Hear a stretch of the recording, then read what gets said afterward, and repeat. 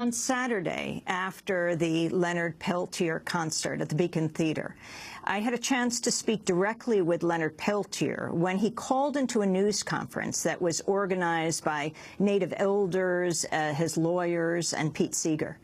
I conducted the interview in the front row of the press conference by telephone as he spoke to me from the U.S. Penitentiary at Coleman, Florida. Peltier was sentenced to prison in 1977. He's now 68 years old. Leonard, this is Amy Goodman from Democracy Now! I was wondering... How are you? Hi, I'm good. I was wondering if you have a message for President Obama.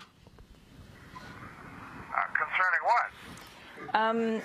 Your situation, or the situation in the world, or your own situation. Up all the wars or what? Which is the message you're talking about? You can share several messages. Okay. Well, I just hope you can, stop the wars that are going on in the world and stop killing all those people getting killed, and give the Black Hills back to my people and turn me loose. Can you share with people at the news conference and with President Obama your case for why your sentence should be commuted, why you want clemency?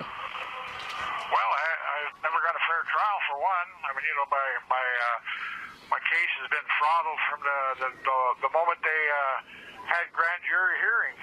They had somebody on the grand jury hearing testifying against me I'd never met in my life. And from the extradition from Canada, they violated international laws. And then at the trial, they had admitted race. From a federal prison. At the trial, they had admitted racists on the jury. They wouldn't allow me to put up a defense. And manufactured evidence, manufactured witnesses, tortured witnesses. The list just goes on. So I think I'm a very good candidate for after 37 years for clemency or house arrest at least. What would house arrest mean, and can you describe your conditions in the prison in Florida where you are right now? Well, I'm in a United States penitentiary with Supermax Penitentiary, and that's like all the rest of penitentiaries. And house arrest would be that I'd be home at house arrest. I'd probably have to wear an anklet bracelet on my ankle, but that's would be a lot better than this. At least I could get some medical treatment then. I got a real bad prostate right now, and it's just getting worse and worse. It ain't getting any better. It isn't healing itself, so it just continues to grow better, worse. You were convicted of aiding and abetting the killing of these two FBI agents. What is your response to that? Originally, I was convicted of first-degree murder, but after their case fell apart, they confirmed the conviction on the most critical evidence against me, the murder weapon. And then we filed a Freedom of Information Act and found two documents where they had done scientific tests from their firearms laboratory, and it came out negative. So this was another piece of manufactured evidence besides murder the witnesses and stuff like this.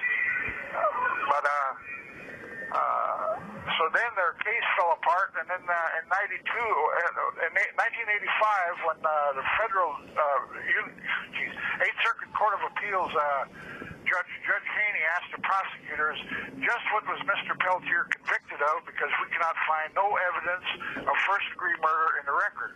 The prosecutor, Lynn Crooks, stated that the government doesn't know who killed the agents, nor does he know what participation Leonard Peltier may have had in it.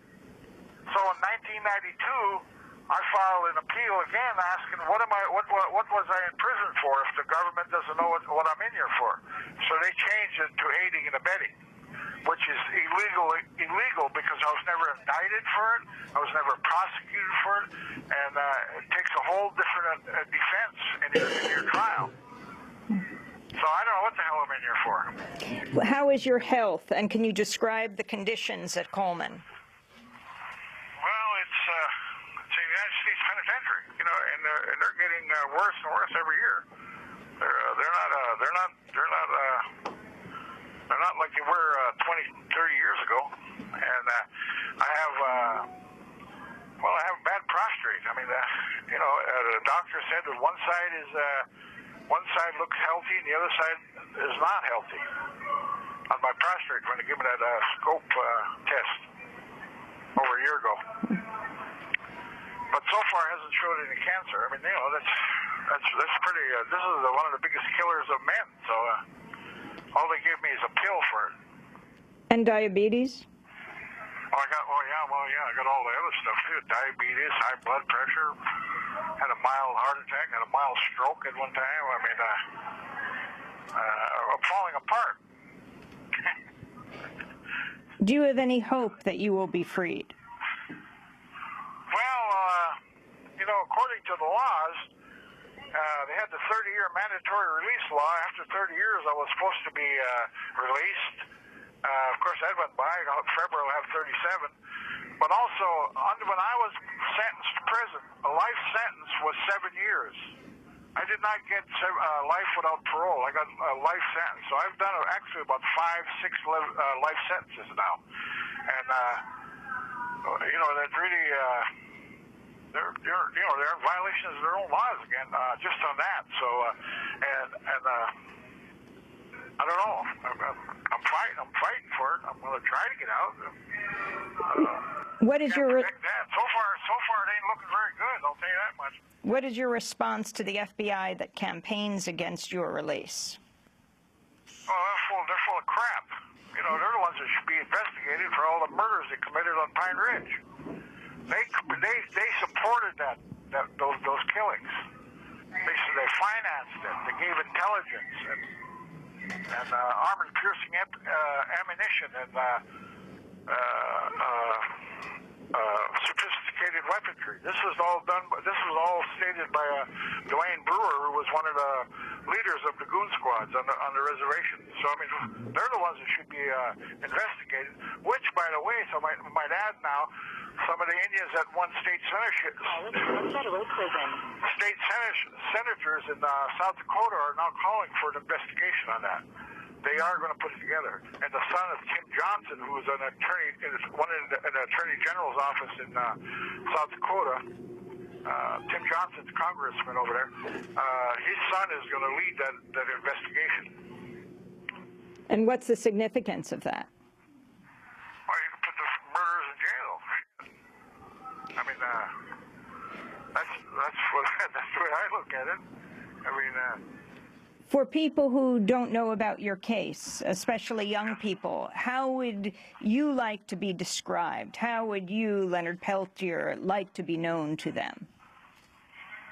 Well, just somebody that stood up for his people's rights and who tried to stop the Termination Act and all the other crimes committed against my people. That's the only reason I'm here. They ain't got me. They ain't proved nothing about me. They ain't proved I did anything, let alone kill somebody. What would you do if you were free? Well, I'd probably go home on house arrest. I mean, that's the only thing I can expect, because I don't think Obama's going to give. He's going to do what Bill Clinton did, and he ain't going to give no clemencies until his last year. He's just not going to. It's not going to happen. I really don't believe it. So we're trying to. George Bush signed the Second Chance Act, which is house arrest, and so we're trying to push that so I can get over there. At least maybe get some. If I do get house arrest, I can at least get some medical treatment. But they're not giving it to me. They're just. They're not going to give it to me. That's all there is to it. And if I did, I'd go home to North Dakota. I got about 10 seconds left. That buzzer just give me about a minute, I think, I got left. What gives you hope, Leonard? Huh? What gives you hope? People like you and all the other supporters out there, and people that are behind me, my people. That's the only hope I got. And the meaning of Harry Belafonte and Pete Seeger and about 1,000 other people who came out last night to this event in your honor. I'm going to say this real quick. I got 10 seconds. Thank you all very, very much. And I'm sorry I can't, my time is up. I got to get off this phone. So, we love you, Leonard. Love you, Leonard. Stay strong. That was Leonard Peltier. I was speaking with him at a news conference on Saturday on the telephone. He is in prison at the U.S. Penitentiary at Coleman in Florida. He's been in prison for 37 years, is now asking President Obama for clemency. On Friday, a major concert was held here in New York calling for his release. Peltier is one of America's most well-known and longest incarcerated prisoners. Go to our website at democracynow.org to see him reading his own poetry and to see Peter Coyote describing his case. Thanks so much for watching this report from Democracy Now!, your daily independent global news hour. We don't accept advertising or corporate funding, but rather rely on donations from viewers like you. Please make your contribution by visiting democracynow.org. We need your support today to keep bringing you this hard-hitting, in-depth reporting.